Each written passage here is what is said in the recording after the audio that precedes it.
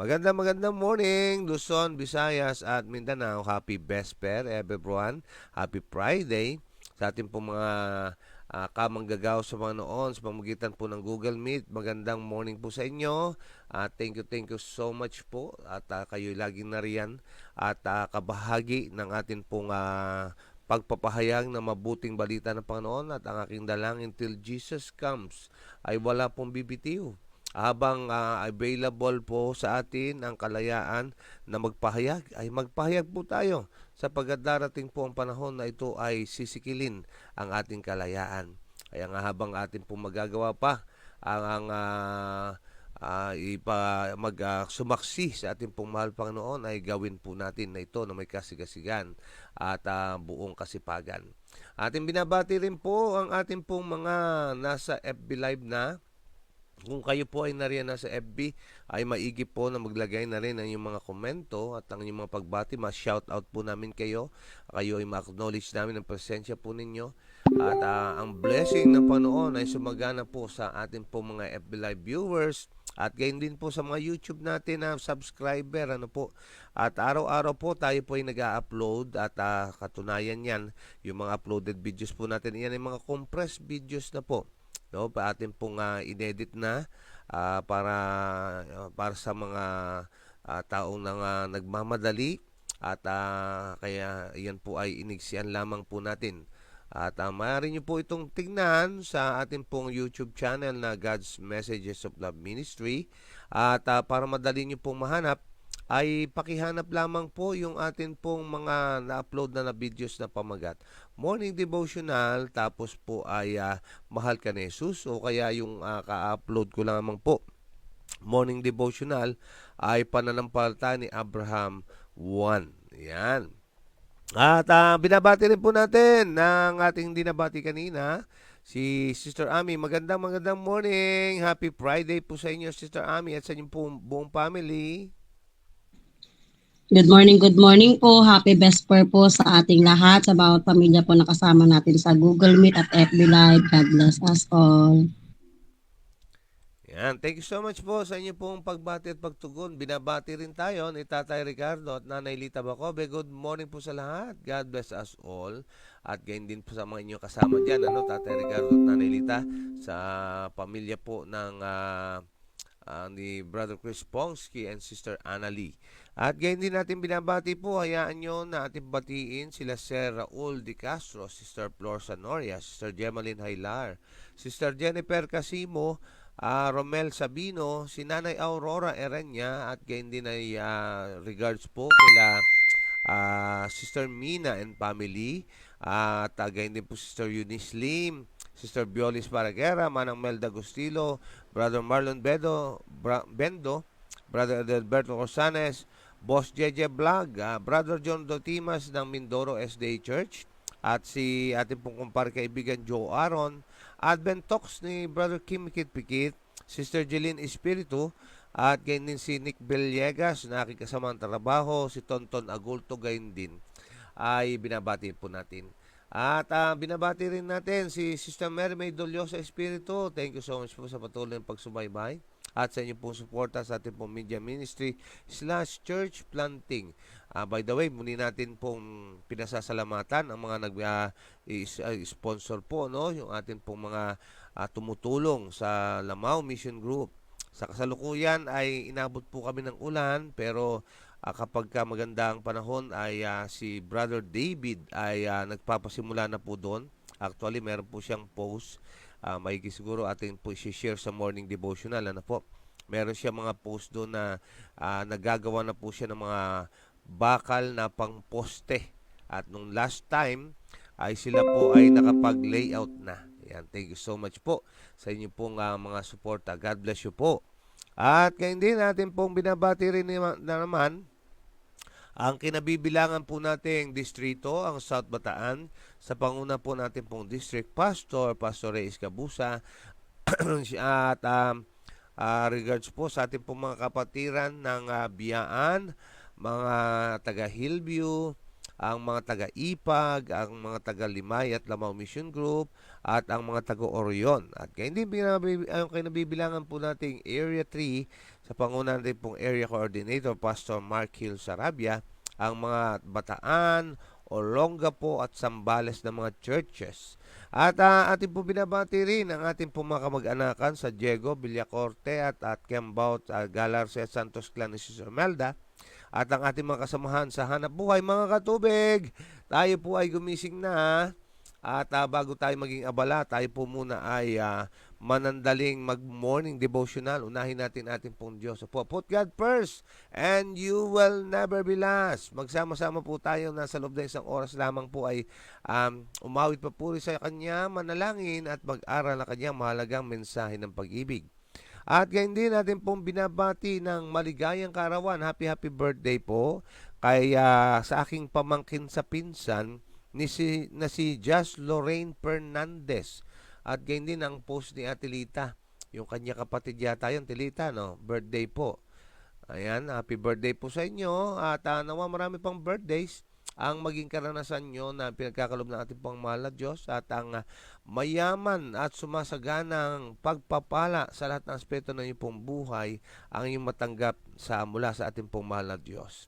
Gayun din ating pong pinasasalamatan ang ating pong mga sharers, ang masisipag natin, matyatsyagan natin sharers, sila Sister Jennifer Casimo, Ate Sara Lim, Sister Melda Diego, Ate Seni Istalita, Ate Juby, Sister Per Reyes, Sister Mary May Espiritu, Sister Nora Arena. Nawa marami pa ang maging kagaya po ninyo na habang nabe-bless ay nagsishare din naman. Thank you so much po sa inyo. Oras po natin, time check, 5:52 in the morning.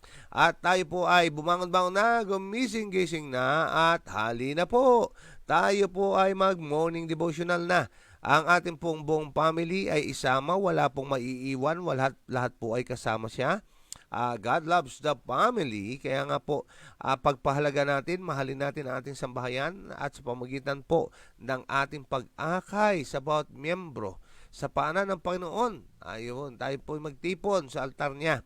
At gayon din sa ilalim ng bandera ng ating Prinsipe Manuel ay tayo magsasabing nagkakaisa na, as for me and my house, we will serve the Lord. Okay, bago tayo musad, tayo po muna ay manandaling manalangin.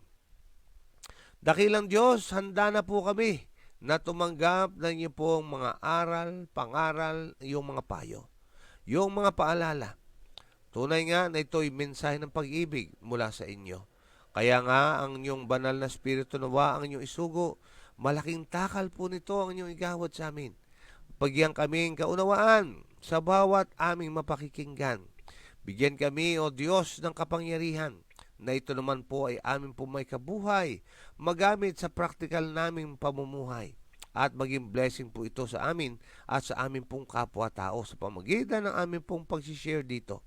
At nawa, O Diyos, ang iyong katotohanan ang siyang magpalaya sa amin at ang salita ng siyang katotohanan ang siyang bumanal po sa amin at kami po'y mahanda sa pagsalubong po sa iyo.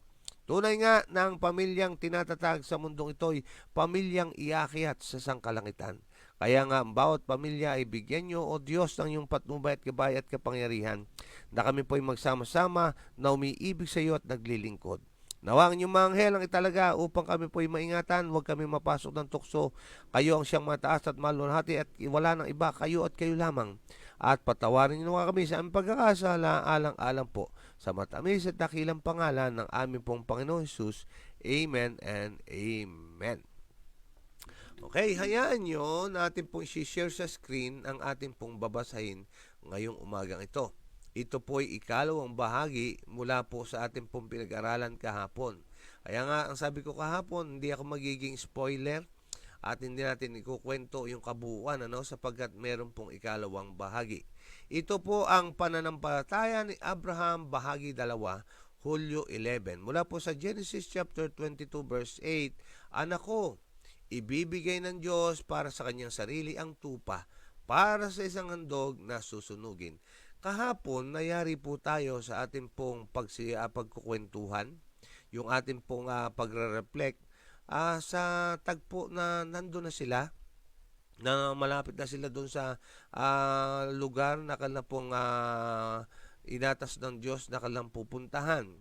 At kinuha doon sa mga lingkod nila yung pasan na yung kakailanganin po nila at ipinasan kay Isaac.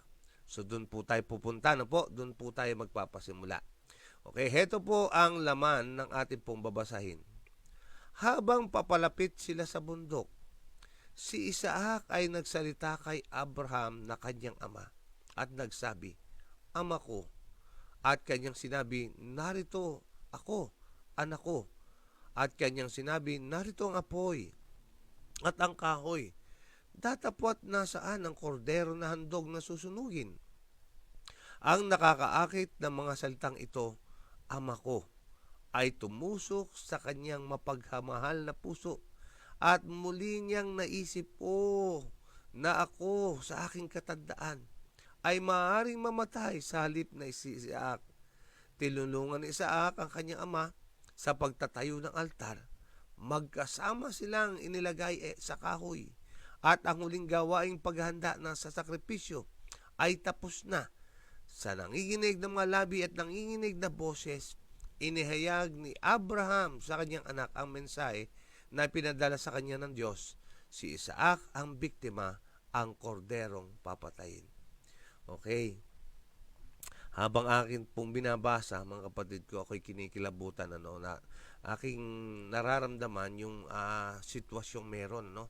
Gaya nga po ng banggit, no? Ang payo po sa atin, kapag tayo nagbabasa, kapag tayo nakikinig ng mga salita ng Diyos, ilagay po natin ang ating mga sarili doon po sa sitwasyon.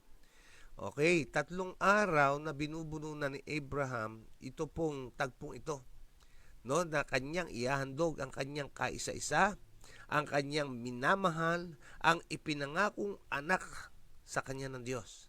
3 araw niyang binubuno. At ngayon, ito na po yung eksaktong araw na panahon na ihahandog na, literal na ihahandog ang kanya pong anak na si Isaac. Imagine niyo, tumawag yung kanyang minamahal na anak na ama ko. No po, napaka gandang aligaw yon sa tenga ni Abraham, ano po. At parang tumutusok-tusok sa kanyang mapagmahal na puso. At ang kanyang iniisip, di ba, karaniwan sa atin, mga magulang, ano po, kapag magulang na kayo, mga nakikinig po ng mga kabataan, maintindihan yung maigi ang ating pong pinag-uusapan ngayon. Yung sinasabi na isusubo mo na lamang ibibigay mo sa iyong anak, no? Sabi nga, mag-ipon ka na ng mga underwear mo habang kayo palang mag-asawa. Kapag kayo ay nagkaanak na, ay naku po, mahirapan kayo mag-ipon. Totoo yun. Mga minamahal, pakinggan niyo po mga anak to. Ang sakripisyo ng mga magulang ay gayon na lamang. Kaya hindi nila karapatan yung bulyaw-bulyawan niyo sila at lapastanganin. Kundi kinakailangan po ipakita natin ang pagmamahal sa ating mga magulang. Kaya yung isipan na kapag ka may sakit, Panginoon, ako na lamang ang magkasakit, wag na po siya. Lalo na siguro dito, no po, yung kanyang anak ang mamamatay, maaaring kanyang binabanggit, Panginoon, bakit hindi na lamang po ako? Yan po ang sitwasyon, mga minamahal ko, no? At nagkaroon siya ng lakas ng loob na sabihin sa kanyang anak, yun pong mensaheng dinala ng ating pong Diyos na kailangan ihandog si Isaac. Ang sabi nga dito, no, nanginginig ng malabi at nanginginig na boses. Inihayag ni Abraham sa kanyang anak ang mensahe na pinadala sa kanya ng Diyos. Si Isaac ang biktima, ang korderong papatayin. Ngunit tingnan niyo po ito.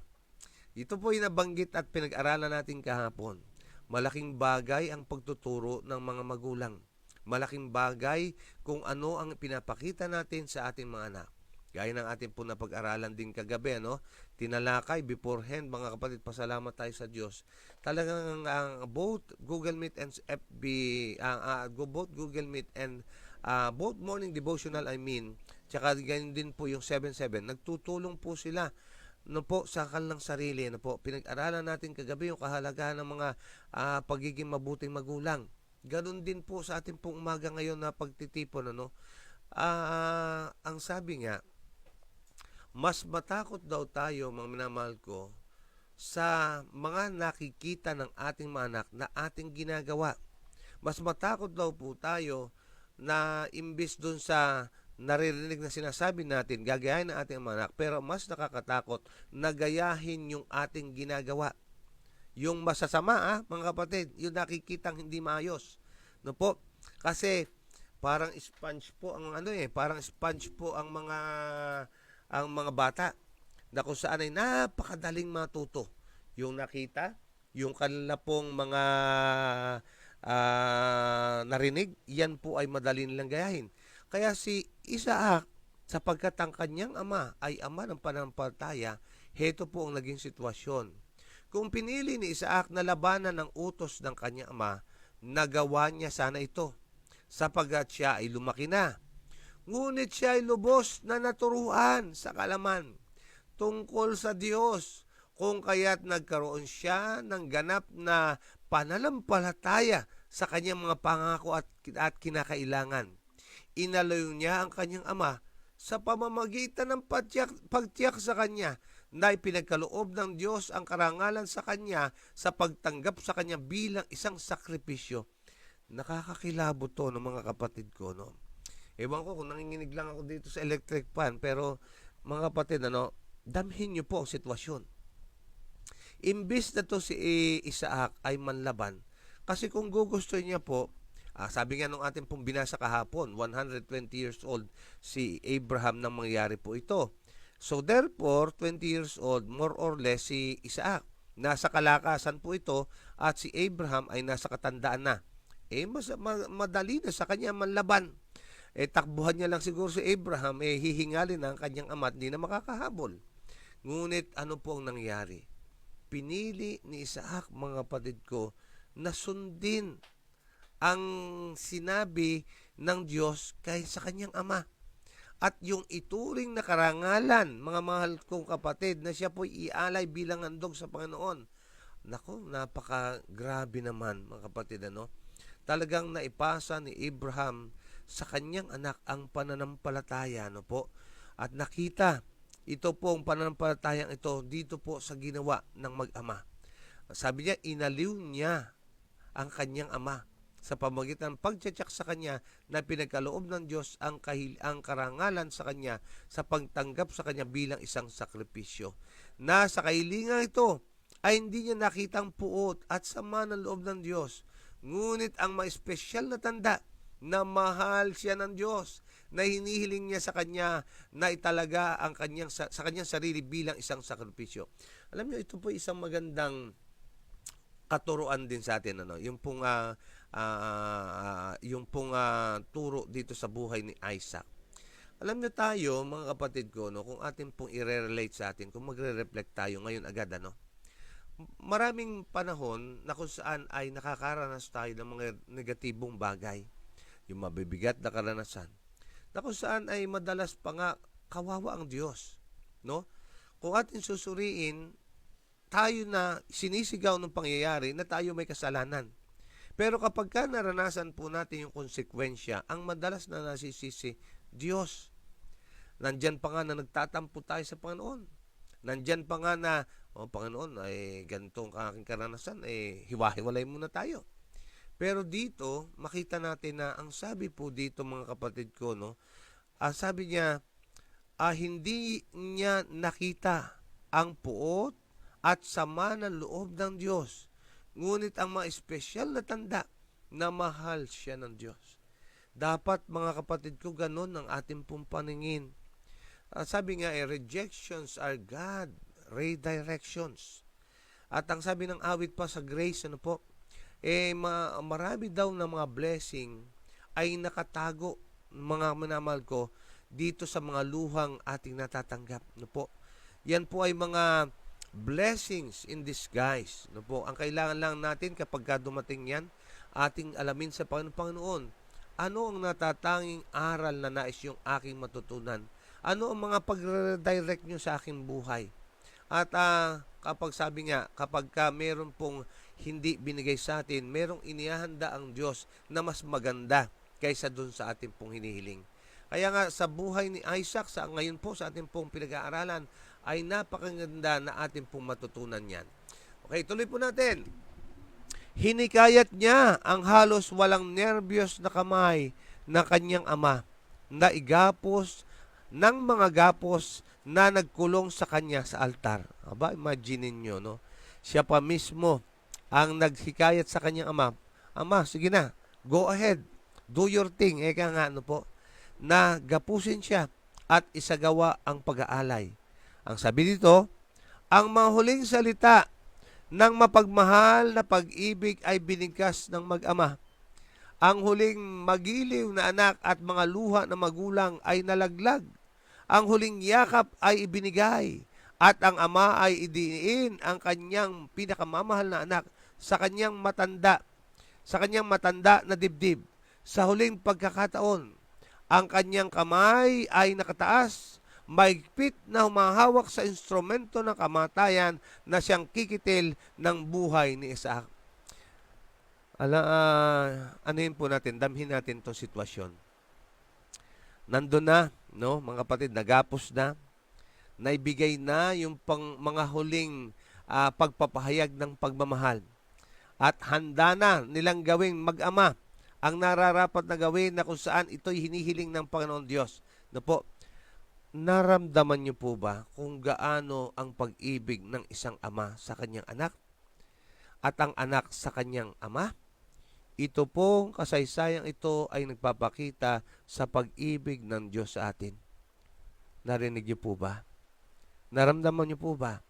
Mga kapatid, kaibigan ko, mahal ka ng Diyos. Ito po ang tagpo. Kung niyo po masusumpungan, mga kapatid ko, no? Nung sa huling 7 mga salita ng ating mga Panginoon, meron pong nabanggit doon. Ang sabi niya, Diyos ko, bakit mo ko pinabayaan? Alam niyo po ba bakit niya nabanggit yon?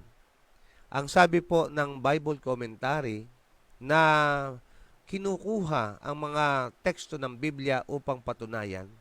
Ang sabi ng Isaiah 59:2, ang iyong kasamaan ang siyang nagpapahiwalay sa iyo at sa iyong Diyos. Ang iyong mga kasalanan ang siyang nagtatakip ng kanyang muka, ano pat kayo'y kanyang hindi dinirinig. Ano daw po nagpapahiwalay sa atin at sa Diyos? Kasalanan. Ano nga po uli ang pinasan sa balikat ng ating Panginoong Hesus? Bakit siya kailangan po mambayubay sa krus? Ang dahilan, kasalanan. Ngayon, tignan po natin, bakit niya nabanggit ang Diyos ko, bakit mo ko pinabayaan? Alam niyo po ba, for the longest time, sa walang hanggan, magkasama po ang ating pong Diyos Anak at Diyos Ama. Okay? So, yung pong bonding na sakal na, actually, ang sabi doon, sila'y iisa, no po? Sa kaisahan, ano? Diyos Ama, Diyos Anak, Diyos Espiritu Santo. Ngayon, imagine this. Kami po ay may lola na namatay ng 96 years old. Mahaba-haba na sa pamantayang tao, no po? Kaya nga, sulit na. Pero alam niyo po ba nung mamatay siya? Ganun na lamang ang aming pong hagulgol sapagkat iniisip namin na hindi na namin siya makakasama. Malulungkot kami sapagkat hindi namin maririnig ang kanyang tinig. 96 years, o actually, hindi 96 years kasi 50-something years na nang ako'y kanyang alagaan. Nasa 55 na po siya. Okay? Ano pong sinasabi ko? Kung yung maikling panahon na yon, nalungkot tayo sa paghihiwalay, how much more po kaya na sa unang pagkakataon sa walang hanggan, hindi naramdaman ng Panginoong Hesus ang presensya ng kanyang Ama? Bakit po kaya, mga mahal kong kapatid? Dahilan yan sa pagmamahal sa iyo ng Diyos. Dahilan yan ay ikaw ay mahalaga sa Kanya. Ito po ang tagpo, nito pong ating pong binabasa. Yung pong pag-ibig na yon, mga naman ko, yung isang dakilang pag-ibig. At ang sabi dito, okay, ang sabi dito ay ganito. Okay, ang sabi niya, instrumento na kamatayan na siyang ikikitil sa buhay ni Isaac. Nang biglang ang kanyang braso ay napigilan at itiningin ni Abraham ang kanyang mga mata at tumingin at narito sa likuran niya isang lalaking tupa na nahuli ng mga sungay na sukal. Ibinigay ng ating Ama sa langit ang kanyang minamahal na anak sa mga paghihirap na pagpapako sa krus. Nasaksiyan ng mga hukbo ng mga anghel ang kahihiyan at paghihirap ng kaluluwa ng anak ng Diyos. Ngunit hindi pinahintulutang humarang tulad ng nangyari kay Isaac. Opo, mga minamahal ko, ito'y larawan ng atin pong Panginoong Hesukristo na siya ang humalili kay Isaac bilang handog. Ang tupa, mga minamahal ko, na ang sabi nga ni Juan, tagapagbautismo, narito ang kordero ng Diyos na nag-aalis ng kasalanan ng sanlibutan. Ito po ang larawan ng tagpo. Handa ng itarak doon po sa dibdib ni Isaac. Ito pong instrumento ng kamatayan. Bilang tayo na makasalanan, tayo po dapat ang may magbabayad sa alan niyon. No po? Ang sabi ay, ang lahat ng nagkasala, di nakabot sa katwiran ng Diyos. At sabi ng Roma 6:23, ang kabayaran ng kasalanan ay kamatayan. Iyan po ang tagpong yan. Ngunit sa pamamagitan ng ating pong Panginoon Sus, siya na kordero ng Diyos, siya po ang humalili kay Isaac at siya ang nagbuwis ng buhay. Iyan ang atin pong Panginoon Sus. Ito pong larawang ito ay nagsusumigaw, mga kapatid ko at kaibigan na naririto ngayon, kayo man ay mayroong mga pagdurusa, may mabibigat na karanasan, bigo, kayo man ay mayroong pong damdamin na napakalaki na ang aking pagkakasala, parang tila hindi na ako mapapatawad, pakinggan nyo ang kwento. Ito po'y kwento na nag-umiyaw. Mahalaga ka at ikaw ay minamahal ng Diyos. Sa katunayan, ang kanyang bugtong na anak ay napatay dahilan sa pagmamahal na yan sa iyo. Kaya ang sabi dito, walang narinig na boses para manatilang sakripisyo. Ang mahal na anak ng Diyos, ang manunubos ng salbutan, ay inalipusta, tinuya, at pinahirapan hanggang sa niyuko niya ang kanyang ulo sa kamatayan. Anong higit na katibayan na may bibigay sa atin ng infinite one ng kanyang banal na pag-ibig at awa. Opo, mga minamahal ko, ito pong ating tinalakay ay pananampalataya at pag-ibig ng Diyos sa sangkatauhan. Okay, yan po ang ating pong tinalakay ngayon, ang pananampalataya ni Abraham. Ngayon, magmuni-muni po tayo, mga mahal kong kapatid. Ano pong natatanging mensaheng ating natanggap ngayon? Okay, Ate Edith, sige po, go ahead. Thank you so much, pangunguna. Magandang umaga po uli sa lahat. Ako po ay nagbabasa dito sa Hebreo 10, Yes. 11. At ito ay nasa sa verse 17, 18 and 19. At sinabi ay sadyang sinubok ang pananampalataya ni Abraham. Yes. Tumanggap na may galak. Mga pangako ay siyang naghandog sa kaniyang bugtong na anak. Sa makatuwid bagay yaong pinagsabihan kay Isaac ay tatawagin ang iyong bilhi. Na inisip na maging sa gitna ng mga patay ay maring buhayin siyang magamuli ng Diyos mula diyan na muli at tinanggap ng isang halimbawa. Ito ay sa ating pananampalataya. Siyempre po, matanda na at matagal pong hiniling talaga nila sa ating Panginoong Hesus, ating Panginoong Diyos na as a 90 years old na wife niya is nabigyan sila, pinagpala pa rin sila ng isang anak na lalaki, which is si Isaac nga po. At ito ay sadyang talagang sinubok talaga ng ating Panginoong Diyos kung hanggang saan ang ating pananampalataya sa Kanya. Ito pa ay, siyempre kung sa atin, na mga tao is parang hindi po tayo papayag Anak natin yun Kumbaga, bakit ko papatayin ang sarili kong anak? Kaya yun pa yung nakakatuwa kay Abraham kasi nanampalataya talaga siya na ihahandog niya ang kanyang kaisa-isang anak. Kaya nga ito isa dyan, talagang susundin niya kung ano yung kagastahan ng ating Panginoong Diyos. Kaya nga dito ay sa Genesis 22:10, 11, and 12, ay sabi nga ay, at iniunat ni Abraham ang kaniyang kamay at hinawakan ang sundang upang patayin ang kaniyang anak. Sa 11, at tinawag siya ng anghel ng Panginoon mula sa langit, sinabi, Abraham, Abraham, na kaniyang siyabi, narito ako. sa 12, at sa kaniya sinabi, huwag mong buhatin ang iyong kamay sa bata, o gawan man sila ng anuman sapagkat talastas ko ngayon na ikaw ay natakot sa Diyos sa paraang hindi mo tinanggi sa akin ang iyong anak, ang iyong bugtong na anak. Ito po ay parang sa ating Panginoong Diyos din po ay hindi ang ating nung bumaba ang ating tagapaglistas na si Jesus, isa-isang anak din po siya Yes. ng ating Amen. Panginoong Diyos. Pero ito is talagang sinubok na ganap kung hanggang saan ka mananampalataya sa Diyos. Pero kasi dito parang may naano ako dito nabasa, Brother Marlon, na hindi ko matandaan kung nasaan niya, na may sinabi naman ang Panginoon na si Isaac is parang siyang mag-spread ng mga binhi ba Yes. na ano. Kaya siguro is ah, parang may ano din siguro si Abraham may idea na ito hindi talaga naman siguro baka mabuhay na siyang magamuli din. Bubuhayan din siya ng ating Panginoong Diyos. Kasi dito napapatunayan na si Abraham ay tunay na makadiyos. Amen. Hindi niya ipagkakait ang kanyang kaisa-isang anak. At sa 90 years old na asawa, syempre hindi na yan po magkakaanak. Pero si Isaac kasi is isang blessings na talagang ibinigay ng ating Panginoong Diyos sa kanya.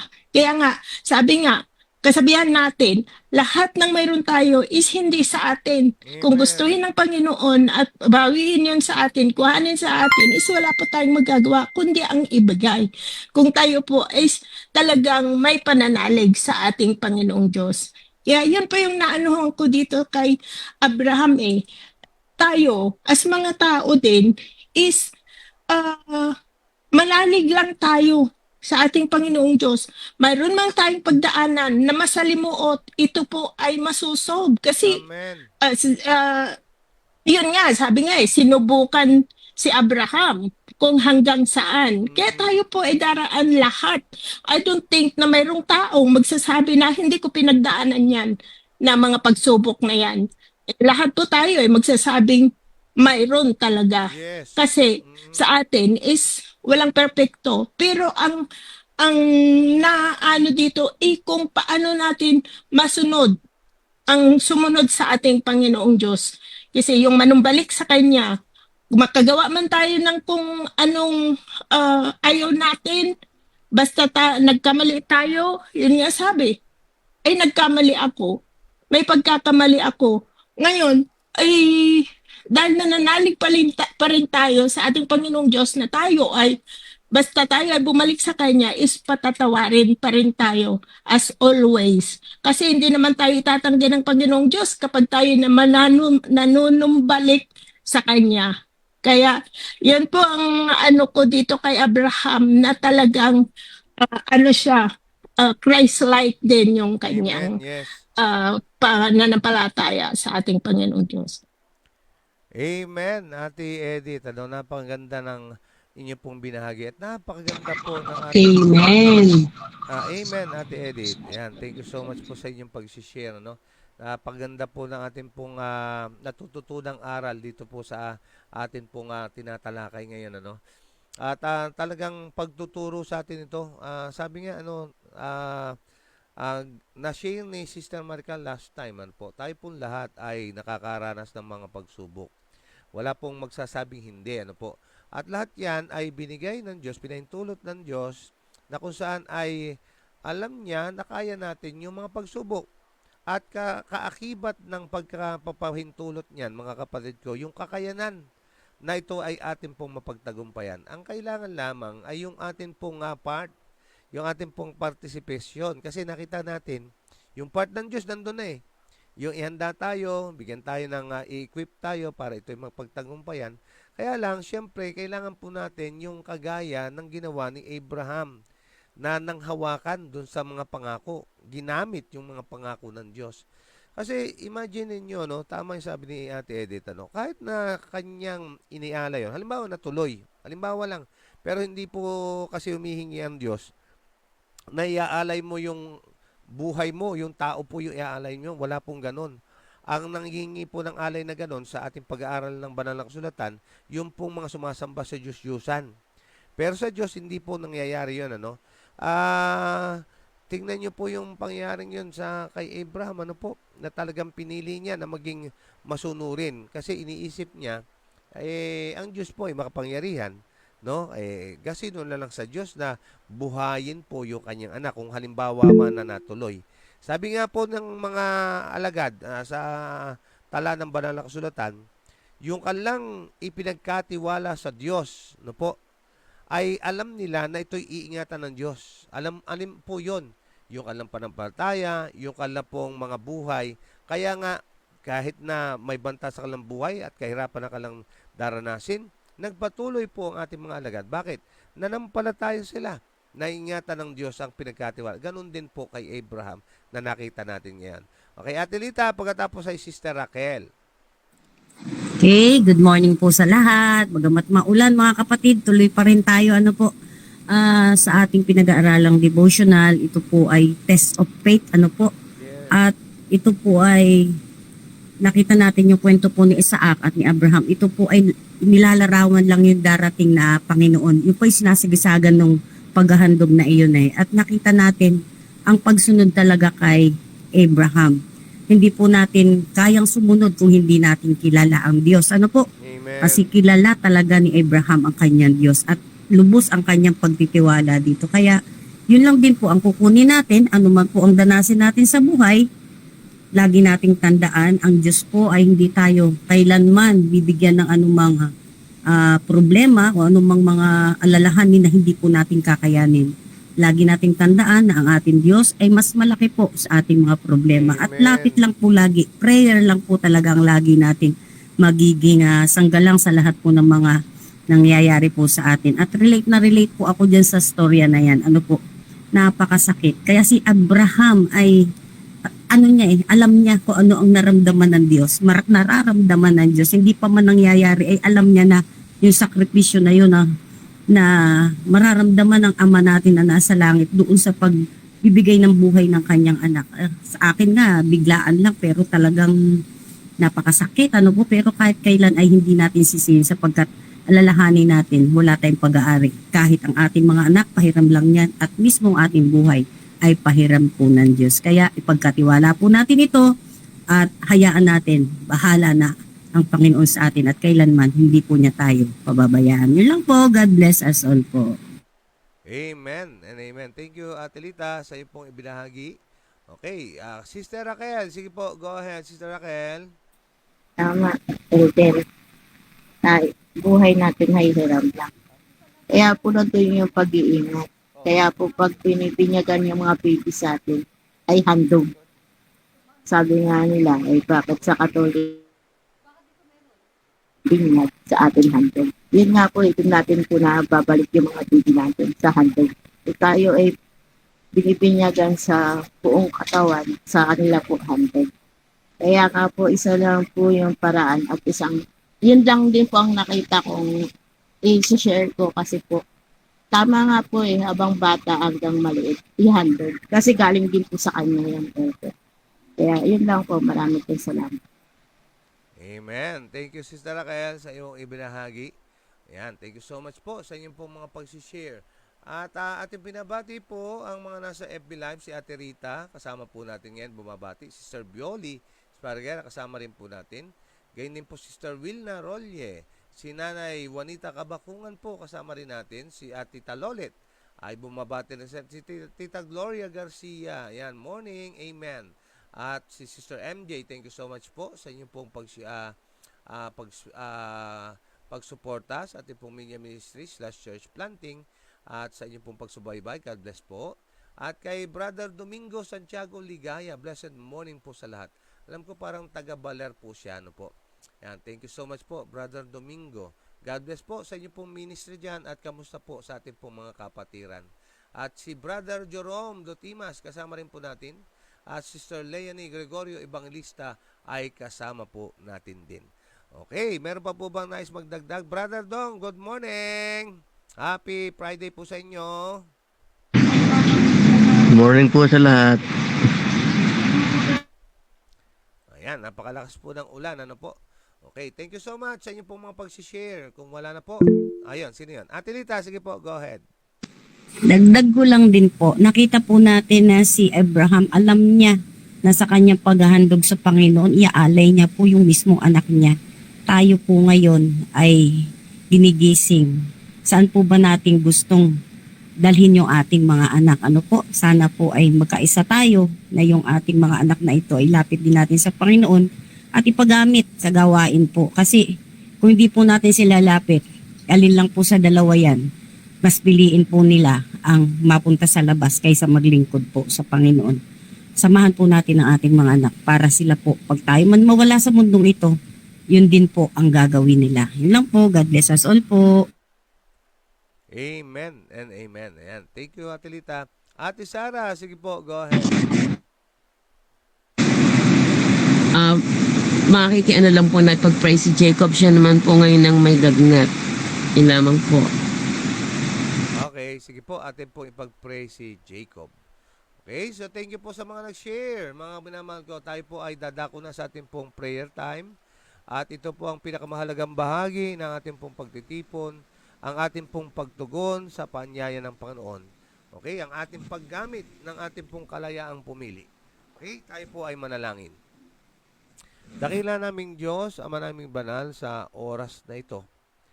Isang napagandang aral po ang amin pong natutunan ngayong umaga. Ang pananampalataya ni Abraham at gayon din ang pananampalataya ni Isaac. At gayon din po ang iyong katapatan, ang iyong pag-ibig sa amin, ang iyong pong walang hanggang probisyon sa inyong mga anak. Tunay nga, O Diyos, na napakabuti niyo at walang iba na kagaya po ninyo.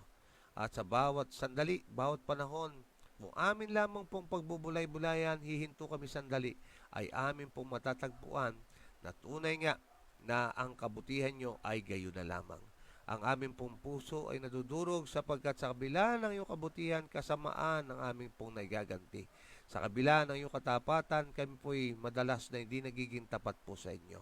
Kaya nga po, O Diyos, sa oras sa sandali ito, una sa lahat, ipagpatawad niyo po ang aming mapagsalangsang, ang aming pong mga pagkakasala, at kami po ay inyong pong patuloy na baguhin ang aming pong mga buhay, maging kaayon po kami ng iyong kalubanal na kalooban, at sa pamagitan po ng aming pong Panginoon Jesus, ang pulang-pulang kasalanan ay maging mapuputi na parang balahibo ng tupa.